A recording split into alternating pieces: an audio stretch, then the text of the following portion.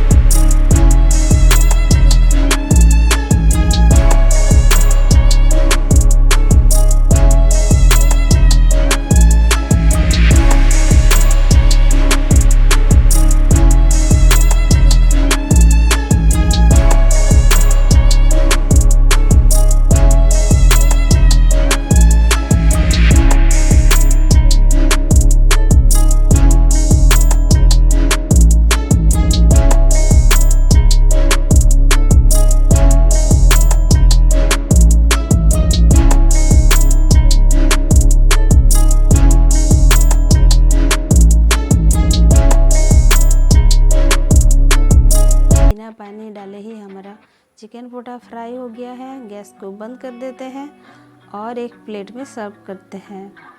तो फ्रेंड्स, ये रेडी है। आपको कैसा लगा? अगर अच्छा लगा तो ज़रूर एक बार ट्राई कीजिएगा।